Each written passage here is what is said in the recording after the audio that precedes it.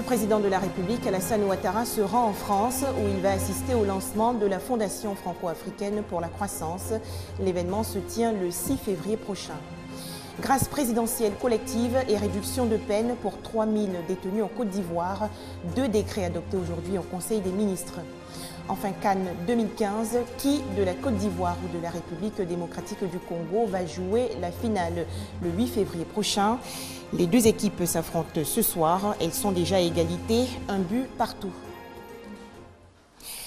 Bonsoir à tous et soyez les bienvenus sur ce plateau. Pour commencer, les activités du chef de l'État. Le président de la République, Alassane Ouattara, se rend en France où il va prendre part à Paris au lancement de la Fondation franco-africaine pour la croissance le 6 février prochain. Une invitation de son homologue français François Hollande. La Fondation franco-africaine pour la croissance vise à promouvoir les entreprises publiques et privées de France et d'Afrique. Je vous l'ai annoncé dans les titres, quelques 3000 détenus vont bénéficier d'une grâce présidentielle collective et de réduction de peine. C'est l'une des décisions prises aujourd'hui lors du Conseil des ministres présidé par le chef de l'État, Alassane Ouattara. Quels sont donc les critères pris en compte par le Conseil des ministres pour adopter ces 2 décrets? Je vous invite à suivre maintenant les explications du porte-parole du gouvernement ivoirien, le ministre Bruno Koné. Du ministère de la Justice, des Droits de l'Homme et des Libertés publiques, le Conseil a adopté 2 décrets. Le premier décret accorde une grâce collective à un certain nombre de personnes condamnées, à un certain nombre de détenus de droit commun, mais qui pour la plupart ne présentent pas de dangerosité particulière pour notre société. Le Conseil a également adopté un décret qui accorde réduction de peine pour un certain nombre de personnes condamnées à des peines plus ou moins longues, mais dont il reste moins de 4 ans à purger. Et là aussi, il faut prendre en compte le fait que les infractions commises par ces personnes-là sont jugées relativement mineures. Cela va concerner à peu près 3000 personnes. Le sport à présent, après 2 jours de repos, la Coupe d'Afrique des Nations 2015 reprend ce soir à la faveur de la première demi-finale. Les éléphants de Côte d'Ivoire rencontrent en ce moment les léopards de la République démocratique du Congo. Déjà un but partout. C'est aujourd'hui la journée mondiale contre le cancer. L'événement met en lumière l'importance de la prévention. Le cancer est une maladie caractérisée par une tumeur anormalement importante au sein d'un tissu normal de l'organisme. Selon l'Organisation mondiale de la santé, 15 000 à 20 000 nouveaux cas de cancer sont enregistrés par an en Côte d'Ivoire. 4 février 2015, le monde entier se souvient des malades du cancer. Selon l'Organisation mondiale de la santé, OMS, la maladie a fait environ 8,2 millions de décès dans le monde entier en 2012. 60% des malades proviennent des pays en voie de développement. En Côte d'Ivoire, selon le registre du cancer d'Abidjan, 12 000 cas ont été enregistrés pour l'année 2013. Les cancers les plus fréquents chez l'homme sont le cancer du foie et de la prostate. Chez la femme, le cancer du sein et du col de l'utérus et la tumeur abdominale chez l'enfant. Le cancer est peu connu des populations et pourtant cette maladie fait plus de victimes que le sida, la tuberculose ou le paludisme. Il existe plusieurs facteurs de risque, le tabagisme, la consommation d'alcool, une mauvaise alimentation, le manque d'exercice physique. À noter également certaines infections chroniques, certains produits chimiques nocifs comme les pesticides et l'exposition au rayonnement ultraviolet.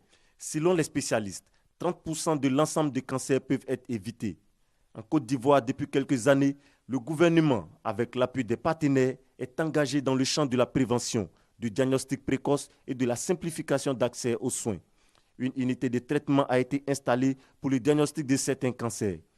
Concernant le cancer du col de l'utérus, 70 sites de dépistage ont été installés à travers le pays. 30 000 femmes ont été dépistées et 16 000 jeunes filles vaccinées contre le papillomavirus humain en 2014. Des explications de Moussa Konaté. Un sujet plus heureux à présent, avec ce don de l'association des femmes battantes du port autonome d'Abidjan à l'hôpital d'Adiaké, c'est dans le sud-est du pays. L'établissement sanitaire a reçu du matériel médical et des produits de toilette de bébés pour les nouvelles accouchées. L'association des femmes battantes du port autonome d'Abidjan, au chevet des nouvelles accouchées de la maternité de Kakoukro, dans la sous-préfecture d'Adiaké. Elles ont reçu des kits de bébés composés essentiellement de talc, de savon et de bassines pour bain. À cela s'ajoutent des produits d'entretien et du matériel médical. Selon les femmes battantes du port, cette action vise à contribuer au bien-être des populations d'Adiaké.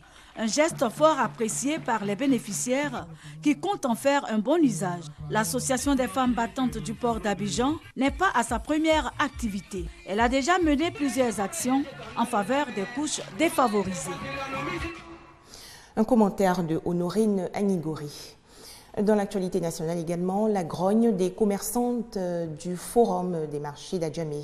Les propriétaires des magasins sont mécontents car ils seraient menacés d'expulsion par le gestionnaire du Forum d'Adjamé. Plus de détails avec Ami Sissoko. Portail d'accès au forum des marchés d'Adjamé fermé, tout comme les magasins autour. Les commerçants en grève protestent contre le promoteur de ce marché, la société ivoirienne de concept et de gestion. Ils l'accusent de ne pas respecter le contrat qui les lie. Nous sommes 400 magasinés et nous avons chacun d'entre nous ici, on a au moins 4 à 5 employés dans nos magasins. Faites un peu le calcul. Et on a des bouches à nourrir. Nous payons les impôts. J'interpelle les plus hautes autorités de ce pays pour l'arbitrage. La mairie d'Adjamé, le bailleur, dit être surpris de cette grève. Libre à ces femmes-là de manifester, au besoin même de fermer leurs magasins, pourvu que cela ne perturbe pas l'activité marchande au sein du forum. Il nous appartient, au besoin d'être l'intermédiaire, de chercher la conciliation. J'ose espérer que le dialogue va l'emporter sur la raison. Joué au téléphone, le promoteur du marché, qui en est le gestionnaire, a refusé toute interview. La bataille judiciaire entre commerçants et promoteurs dure depuis 15 ans. Pour l'heure, aucune solution à l'horizon. Le gouverneur du district d'Abidjan encourage la jeunesse de Côte d'Ivoire à se mettre résolument au travail. Robert Begremambé a rencontré récemment les 20 lauréats de la première édition du prix Alassane Ouattara du jeune entrepreneur émergent. Les temps forts de la rencontre avec Michel Mambo. Le prix Alassane Ouattara du jeune entrepreneur émergent, un prix initié en juillet 2014 pour faire la promotion de l'excellence et de l'esprit d'entrepreneuriat. Pour sa première édition, le concours a enregistré 20 lauréats. 20 jeunes sélectionnés sur plus de 1300 postulants et qui verront ainsi leurs rêves se réaliser. En prélude à l'édition 2015, le gouverneur du district, Robert Begremambé, initiateur du dit concours, a tenu à rencontrer les premiers lauréats, histoire de leur réitérer son soutien, mais surtout leur rappeler leur mission. Pour vous, pour nous, d'ici d'Abidjan, et pour la Côte d'Ivoire, c'est un grand défi. C'est un très grand défi. Et la sélection a été menée d'une façon rigoureuse. Donc, vous qui êtes là, considérez que vous êtes parmi l'élite. Vous avez des devoirs et des contraintes plus importants que tout le reste. Le prix Alassane Ouattara du jeune entrepreneur émergent, une solution à la question de l'emploi jeune en Côte d'Ivoire. Le suivi est donc assuré. Ces jeunes lauréats sont en ce moment en formation au centre d'incubation du district au Plateau. Nouveau carnage en République démocratique du Congo. 23 personnes ont été tuées à l'arme blanche la nuit dernière à Béni, dans l'est du pays. Des condamnations massives en Égypte. 230 militants de la révolte qui a chassé Hosni Moubarak du pouvoir en 2011 ont été condamnés aujourd'hui à la prison à vie. 39 mineurs ont également été condamnés à 10 ans de prison pour des heurts entre manifestants et forces de l'ordre en 2011. Selon la Cour criminelle du Caire, ils sont tous coupables d'agression des forces de l'ordre et d'incendie de bâtiments étatiques. Le Royaume-Uni, premier pays au monde à autoriser la conception de bébés à partir de l'ADN de 3 parents. Les députés britanniques ont en effet voté hier en faveur de ce procédé qui divise profondément le pays. Selon des chiffres officiels, environ 125 bébés naissent chaque année en Grande-Bretagne avec un dysfonctionnement mitochondriaque. Les mitochondries sont de petits organismes présents dans les cellules pouvant occasionner de grosses maladies telles que le diabète ou la myopathie. À Newcastle, une technique développée permet de bloquer justement la transmission de ces maladies de mère à enfant, technique qui elle-même contient des limites et qui est au cœur de vives polémiques. Plusieurs experts ont mis en garde contre des risques plus importants pour des enfants conçus à partir d'ADN différents de développer des cancers. Après modification de la loi, toutefois, les femmes en âge de procréer concernées par ce problème génétique ne pourront pas prétendre automatiquement au procédé. Elles devront passer par l'avis de l'organisme britannique responsable en matière de bioéthique. Alexis Ouedraogo. Enfin, la Jordanie applique la loi du talion. Amman, qui avait promis une réponse terrible après le meurtre d'un pilote jordanien par l'État islamique, a pendu aujourd'hui 2 djihadistes irakiens, dont une femme condamnée à mort depuis des années. Voilà donc pour l'essentiel de l'actualité. À très bientôt sur RTI2.